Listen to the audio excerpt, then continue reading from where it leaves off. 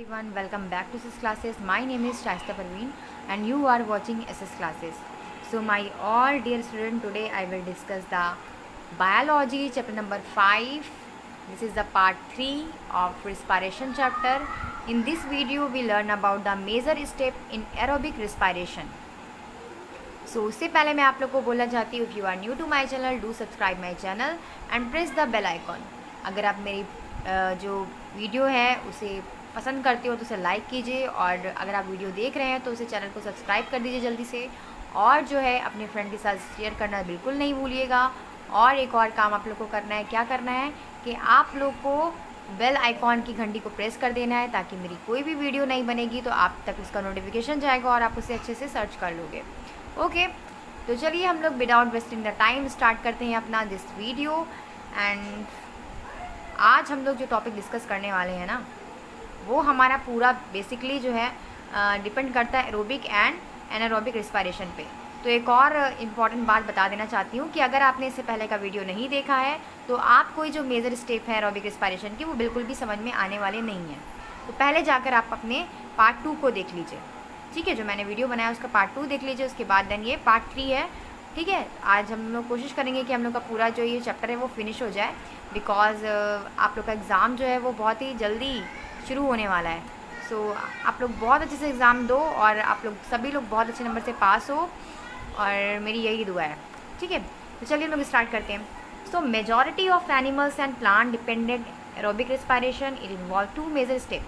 हमने इससे पहले के इससे प्रीवियस की वीडियो में क्या पढ़ा था कि 2 टाइप्स के रिस्पायरेशन होते हैं, एक होता है एरोबिक रिस्पायरेशन, दूसरा होता है एनारोबिक रिस्पायरेशन. अब हमने क्या पढ़ा था कि एरोबिक रिस्पायरेशन वो होता है जिसमें क्या होता है कि ऑक्सीजन की हेल्प से हम लोग क्या करते हैं कि ग्लूकोज टूटता है ऑक्सीजन की प्रेजेंस में, और कार्बन डाइऑक्साइड एंड वाटर में क्या होती है, रिलीज़ होती है और एनर्जी रिलीज़ होती है. और एनारोबिक रिस्पायरेशन क्या होता है, ऐसा रिस्पायरेशन जो विदाउट ऑक्सीजन यूज़, मतलब बिना ऑक्सीजन के यूज़ के हो, और उसमें हमारा जो एंड प्रोडक्ट बनता है वो ethyl alcohol and carbon dioxide बनता है और एनर्जी रिलीज़ होती है. ये 2 सिंपल प्रोसेस थे हमारे, उसी के बेसिस पे आज हम लोग इस स्टेप को डिस्कस करेंगे. तो मैंने आपको एक हल्का सा बता दिया कि क्या होता है एरोबिक रिस्पायरेशन और क्या होता है एनारोबिक रिस्पायरेशन. अब हम लोग देखते हैं कि जितने भी, मैंने ये भी बताया था कि जितने भी एनिमल्स एंड प्लांट होते, तो मेजॉरिटी मतलब अधिकतर जो प्लांट्स एंड एनिमल्स हैं उनमें जो है हमारा एरोबिक रिस्पायरेशन ही पाया जाता है, ठीक है. It involve 2 major step. इसमें 2 स्टेप होते हैं. किसमें, एरोबिक रिस्पायरेशन में 2 स्टेप होते हैं. एक होता है ब्रीथिंग यानी कि सांस लेना, दूसरा होता है cellular respiration. So what is the breathing and what is the cellular respiration. कभी कभार आप लोग जो है एक गलती करते हो. क्या गलती करते हो कि आप लोग से कोई रिस्पायरेशन की डिफिनेशन पूछता है तो आप लोग ब्रीथिंग बता देते हो, आप लोग से कोई ब्रीथिंग पूछता है तो आप रिस्पायरेशन बता देते हो. तो ये दोनों ही अलग चीज़ें हैं, ठीक है, सेम नहीं है. तो क्या होता है ब्रीथिंग, भाई ब्रीथिंग वो होता है जिसमें हम लोग क्या करते हैं, take in oxygen and exhale carbon dioxide. हम लोग ऑक्सीजन को टेकिंग आउट करते हैं एंड एक्सेल करते हैं कार्बन डाइऑक्साइड. यही तो होता है ब्रीथिंग में हम लोग सांस ले रहे हैं तो क्या कर रहे हैं, ऑक्सीजन को अपने अंदर ले रहे हैं, टेक कर रहे हैं, एंड जो कार्बन डाइऑक्साइड है हमारा उसको हम एक्सपेल कर रहे हैं, ठीक है, उसको बाहर निकाल रहे हैं.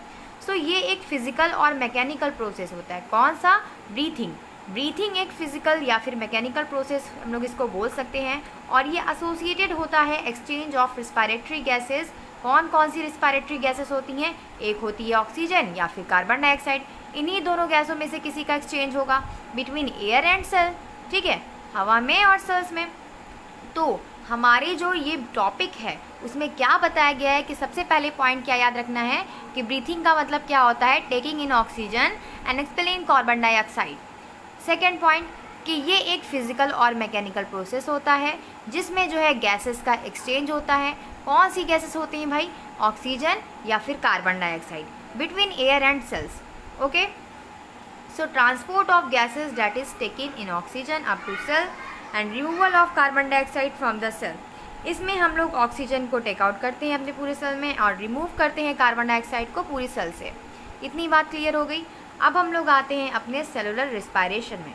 सेलुलर रिस्पायरेशन क्या होता है भाई, अब देखिए, जो भी ऑक्सीडेशन होता है फूड का, उसमें से कोई ना कोई एनर्जी क्या होती है, रिलीज़ होती है. जो फूड का ऑक्सीजन होता है, फूड जब ब्रेक डाउन होता है तो उसमें जो उसका ऑक्सीडेशन होता है, रिलीज़ होती है एनर्जी. तो ये रिलीज एनर्जी जो होती है वो बायोकेमिकल प्रोसेस है. जो हमारा सेलुलर रिस्पायरेशन होता है वो एक बायोकेमिकल प्रोसेस है। इसमें क्या होता है, ऑक्सीजन की प्रेजेंस में ग्लूकोज ऑक्सीडाइज होता है वाटर में एंड कार्बन डाइऑक्साइड में, एंड हमारी एनर्जी जो है वो रिलीज होती है। और ये जो रिलीज एनर्जी होती है वो रिच कंपाउंड होती है, इसीलिए इसको में जो है क्या बोलते हैं इसको, एडिनोसिन ट्राइफास्फेट, जिसे हम लोग एटीपी बोलते हैं। एटीपी का फुल फॉर्म होता है एडिनोसिन ट्राइफास्फेट के रूप में ये स्टोर्ड हो जाती है। ठीक है, समथिंग मोर में देखिए क्या लिखा हुआ है कि in animal this two process are called inhalation and exhalation. Animals में दो प्रोसेस होते हैं, एक होता है इनहेलेशन और एक होता है exhalation. Breathing out air from the lungs, जिसमें हमारे जो है हम लोग लंग से जो अपना क्या करते हैं, ब्रीथ आउट करते हैं, ठीक है, कार्बन डाइऑक्साइड को एक्सहेल करते हैं एंड इन आउट करते हैं, इनहेल करते हैं किसको, ऑक्सीजन को। सो ब्लड का जो ट्रांसपोर्टेशन होता है, डिस्ट्रीब्यूट करता है ऑक्सीजन को ब्लड की सारी हमारी बॉडी की हर सेल में, और कार्बन डाइऑक्साइड को हमारी सेल की हर बॉडी की हर सेल से रिमूव करता है। और ये एक्सचेंज होता है ऑक्सीजन का और कार्बन डाइऑक्साइड का, जो 2 लेवल में होता है, बिटवीन एयर एंड ब्लड, जिसे हम लोग एक्सटर्नल रिस्पायरेशन बोलते हैं। जब हमारा जो है ये एक्सचेंज ऑफ गैस होगा बिटवीन एयर एंड ब्लड तो हम इसे बोलेंगे एक्सटर्नल रिस्पायरेशन। और जब ये हमारी रेड ब्लड कार्पोसेल्स में होगा, टिश्यूज़ में होगा बॉडी की, तो हम इसे बोलेंगे internal respiration. This is also most important point. इन दोनों पॉइंट को आप लोग एकदम अच्छे से लर्न कर लिएगा कि जब हमारे जो है रिस्पायरेशन होगा बिटवीन एयर एंड ब्लड तो उसे हम लोग बोलेंगे एक्सटर्नल रिस्पायरेशन, और जब हम लोग का रिस्पायरेशन होगा बिटवीन आर्बिसल सेल्स यानी red blood corpuscles of blood and tissue cells of body, so उसे हम बोलेंगे इंटरनल रिस्पायरेशन। इतनी बात क्लियर हो गई आप लोग को। चलिए देखते हैं नेक्स्ट क्या है हमारा। उसके बाद बताया गया है कि ब्रीथिंग में एंड सेलुलर रिस्पायरेशन में क्या डिफरेंट है, इन दोनों में क्या अंतर है। सो देखिए, ब्रीथिंग जो होता है, सबसे पहली बात क्या बताई मैंने आपको, ब्रीथिंग एक मैकेनिकल प्रोसेस है, ठीक है, और सेलुलर रिस्पायरेशन क्या है, एक बायोकेमिकल प्रोसेस है। ब्रीथिंग में क्या होता है कि एक्सचेंज ऑफ गैसेस इन्वॉल्व होती हैं। कौन सी गैसेस इन्वॉल्व होती हैं, ऑक्सीजन एंड कार्बन डाइऑक्साइड, जो कि एटमॉस्फेयर में ऑर्गेनिज्म के थ्रू ली जाती हैं या फिर दी जाती हैं। सेलुलर रिस्पायरेशन में दूसरा पॉइंट है कि इसमें इन्वॉल्व होता है ऑक्सीडेशन ऑफ ग्लूकोज, जो प्रोडक्शन करता है कार्बन डाइऑक्साइड का एंड वाटर का इनसाइड द सेल। ओके, फिर है हमारा तीसरा पॉइंट ब्रीथिंग में कि it take place by simple diffusion. जो ब्रीथिंग होती है वो सिंपल डिफ्यूज़न के थ्रू होती है, जबकि सेलुलर रिस्पायरेशन जो होता है इसमें काफ़ी ज़्यादा एंजाइम जो होते हैं वो हेल्प आउट होते हैं। इनकी हेल्प से ही हमारा सेलुलर रिस्पायरेशन होता है, एंजाइम की हेल्प से। जबकि ब्रीथिंग में ऐसा कोई एंजाइम नहीं होता है, ये सिंपल डिफ्यूज़न होता है, ठीक है। ब्रीथिंग में फोर्थ पॉइंट हमारा दिया है कि no energy is release during breathing. Breathing के दौरान कोई भी एनर्जी जो है वो रिलीज़ नहीं होती है, जबकि सेलुलर रिस्पायरेशन के थ्रू हमारी एनर्जी रिलीज़ होती है, ठीक है। तो ये 4 पॉइंट थे जहाँ पर डिफरेंस बताया गया था ब्रीथिंग के बीच में और सेलुलर रिस्पायरेशन के बीच में। अब हम लोग देखते हैं रिस्पायरेशन इन प्लांट्स। प्लांट में रिस्पायरेशन कैसे होता है। So like other organism, each plant cell use glucose and oxygen and release carbon dioxide, water and energy। जैसा कि दूसरे ऑर्गेनिज्म होते हैं, हर प्लांट जो होता है वो यूज़ करता है, जैसे कि दूसरे ऑर्गेनिज्म यूज़ करते हैं वैसे ही प्लांट भी ग्लूकोज का यूज़ करते हैं एंड ऑक्सीजन को यूज़ करते हैं, रिलीज़ करते हैं कार्बन डाइऑक्साइड। क्या करते हैं, oxygen and release carbon dioxide, water and energy. But during day time, दिन के टाइम क्या होता है कि कार्बन डाइऑक्साइड रिलीज़ होता है रिस्पायरेशन के थ्रू, जो कि फोटोसिंथेसिस में हेल्पफुल होता है। ये क्यों है, क्या होता है कि a part of oxygen produce during photosynthesis is utilize for respiration and rest of it given through the stomata. जो पार्ट ऑफ ऑक्सीजन होता है वो डे टाइम में होता है, जबकि हमारा प्लांट जो है वो फोटोसिंथेसिस के प्रोसेस को कर रहा होता है, और ये जो फोटोसिंथेसिस का प्रोसेस होता है वो बाद में यूटिलाइज कर लेता है इस एनर्जी का रिस्पायरेशन में, ओके, जो कि हमारे स्टोमेटा के गिव आउट होता है। So plants do not take oxygen respiration during day time. तो प्लांट जो हैं वो ऑक्सीजन क्या करते हैं, टेक नहीं करते हैं, नहीं लेते हैं रिस्पायरेशन के दौरान डे के टाइम में, लेकिन रात के समय प्लांट जो होते हैं वो क्या करते हैं, also take oxygen from atmosphere and give out carbon dioxide. Day के टाइम स्टोमेटा खुला रहता है, ओपन रहता है। स्टोमेटा में छोटे छोटे पोर होते हैं। इससे पहले जो मैंने आपको फोटोसिंथेसिस का प्रोसेस पढ़ाया था उसमें मैंने आपको स्टोमेटा का बिल्कुल अच्छे से सारा फंक्शन बताया था। तो दिन टाइम में कि डे के टाइम में क्या होता है कि जो प्लांट्स होते हैं वो फोटोसिंथेसिस का प्रोसेस कर रहे होते हैं, जिसमें क्या वो करते हैं, कार्बन डाइऑक्साइड को जो है इनहेल करते हैं, लेते हैं, और उसी के थ्रू वो रिस्पायरेशन भी करते रहते हैं। लेकिन रात के समय क्या होता है भाई, स्टोमेटा जो है वो बंद हो जाता है, जो गार्ड स्लिट होती है वो क्लोज हो जाती है। ठीक है, अब क्या होता है, रात के समय जब उनको ये अवेलेबल नहीं हो पाती कार्बन डाइऑक्साइड, तो जो उनको जो गैस मिलती है वो उसी से अपना काम चला लेते हैं। इसीलिए ज़्यादातर बोला जाता है ना कि रात के समय पेड़ों के नीचे नहीं सोना चाहिए। ठीक है, तो भैया भूत वूत का कोई चक्कर नहीं है, ऐसा इसलिए बोला जाता है क्योंकि उस समय प्लांट जो होते हैं वो कार्बन डाइऑक्साइड की जगह ऑक्सीजन ले लेते हैं एटमॉस्फेयर से, और कार्बन डाइऑक्साइड देते हैं जो कि हमारे लिए हार्मफुल है। ठीक है, इतनी सी बात है, बस समझ में आ गई आपको? आई होप आप लोगों को समझ में आ गया होगा। ठीक है, तो अब देखते हैं रिस्पिरेटरी ऑर्गन इन प्लांट्स। कौन कौन से ऑर्गन हैं हमारे प्लांट्स में जो रिस्पायरेशन का काम करते हैं। भाई जैसे हमारे अंदर रिस्पिरेटरी ऑर्गन्स हैं, लंग्स हैं, ठीक है, और हमारा नोज़ है, वैसे ही प्लांट्स के अंदर भी रिस्पिरेटरी ऑर्गन्स हैं। अब यही देखना है कि कौन कौन से ऑर्गन्स हैं इसमें। So plants do not have respiratory organs to obtain oxygen from atmosphere. ठीक है, प्लांट्स जो है do not have respiratory organs to obtain oxygen from atmosphere. Each part of plant independently take oxygen from the surrounding and give out the carbon dioxide.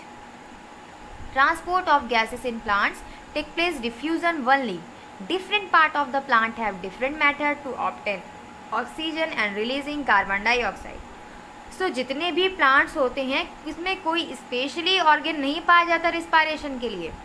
Atmosphere में कोई specially organ नहीं पाया जाता भाई इनके लिए, अंदर रिस्पायरेशन के लिए। इनका जो प्लांट्स का जो हर एक पार्ट होता है वो इंडिपेंडेंट होता है, स्वतंत्र होता है ऑक्सीजन को सराउंडिंग करने के लिए एंड कार्बन डाइऑक्साइड को गिव आउट करने के लिए।